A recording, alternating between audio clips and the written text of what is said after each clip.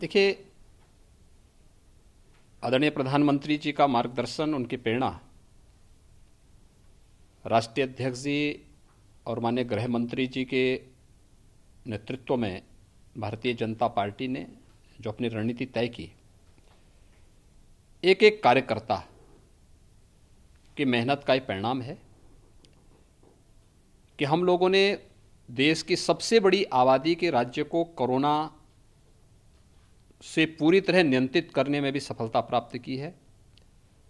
और आज पंचायत चुनाव का जो परिणाम सामने आया है, 75 में से 67 सीटें भारतीय जनता पार्टी ने जीती हैं।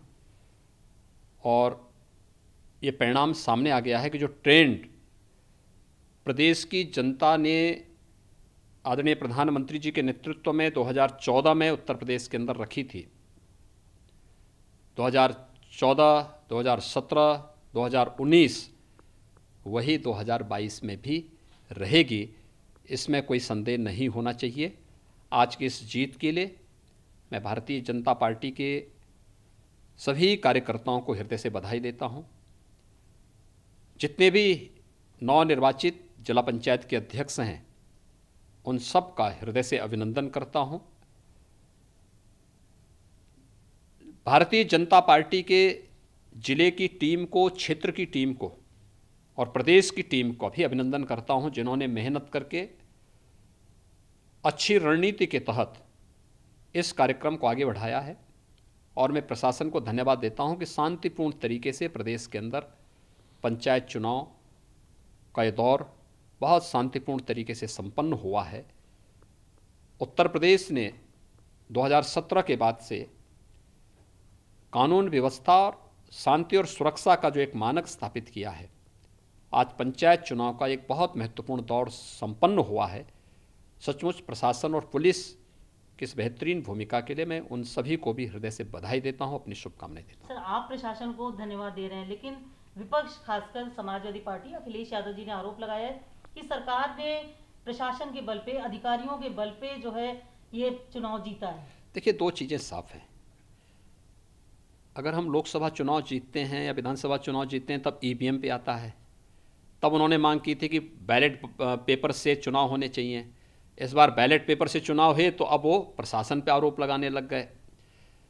केवल दो बातें मैं कहना चाहता हूं। इटावा के अंदर भारतीय जनता पार्टी का सांसद, बीजेपी के एमएलए, बलिया के अंदर बीजेपी के 4 एमपी हैं, 2 लोकसभा के और 2 राज्यसभा के, 2 मिनिस्टर हैं, 5 एमएलए हैं। अगर प्रशासन का दुरुपयोग करना होता तो सर्वाधिक दुरुपयोग यहां होता। लेकिन भारतीय जनता पार्टी दोनों जगहों पर चुनाव हारी है। वहां पर समाजवादी पार्टी के अध्यक्ष बने हैं। यानी भारतीय जनता पार्टी जीते तो कभी ईवीएम पर और कभी प्रशासन पर आरोप लगाना, और समाजवादी पार्टी जीते तो उनकी मेहनत हो गई। ये भी भारतीय जनता पार्टी के कार्यकर्ताओं की मेहनत है। एक एक कार्यकर्ता लगा है और उसका परिणाम हमारे सामने आया है। और मैं इस बात को कह सकता हूं कि कार्यकर्ताओं की मेहनत 2022 में भी आदरणीय प्रधानमंत्री जी के मार्गदर्शन, उनके नेतृत्व में यही ट्रेंड आगे बढ़ा करके लेकर चलेगा। ये कह रहा है कि हम जो है 2022 के लिए जिस तरीके समाजवादी पार्टी छोटे छोटे दलों से मिल रही है, बात कर रही है, ओवैसी जी कह रहे हैं आपको रोकने के लिए वो हर हाल में इंशाल्लाह प्रेयर करेंगे। आप कैसे देखते हैं इस तरीके के? देखिए, गठबंधन पहले भी हुए हैं। 2017 में कांग्रेस और सपा का गठबंधन, 2019 में भी एक गठबंधन हुआ था। बड़ी बड़ी बातें की जा रही थी। जनता सबको देख चुकी है। आज उत्तर प्रदेश की जनता दंगाग्रस्त, अराजक, गुंडागर्दी, वंशवाद, जातिवाद से उभर करके आदरणीय प्रधानमंत्री जी के नेतृत्व में एक भारत श्रेष्ठ भारत के साथ, नए भारत के नए उत्तर प्रदेश के साथ आगे बढ़ रहा है। इसलिए इस नए भारत के नए उत्तर प्रदेश के लिए जब उत्तर प्रदेश की जनता जाति, मत, मजहब, क्षेत्र और भाषा से ऊपर उठ करके आगे बढ़ने के लिए तत्पर हो, तो ये सब गठबंधन कुछ नहीं कर सकते। भारतीय जनता पार्टी और सहयोगी दलों के लोग, हमारे सहयोगी दल मिलकर के प्रचंड बहुमत के साथ इस चुनाव में फिर से 2022 में प्रचंड बहुमत के साथ चुनाव जीतेंगे।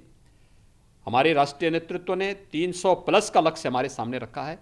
300 से अधिक सीटें भारतीय जनता पार्टी जीत करके आगे बढ़ेगी, इसमें कोई संदेह नहीं होना चाहिए। ओवैसी जैसे लोग कुछ माने रखते हैं या ओवैसी जी देश के बड़े नेता हैं और देश के अंदर प्रचार में जाते हैं, उनका अपना एक जनाधार है।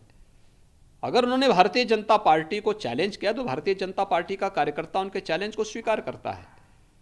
भारतीय जनता पार्टी की सरकार बनेगी, कोई संदेह नहीं होना चाहिए।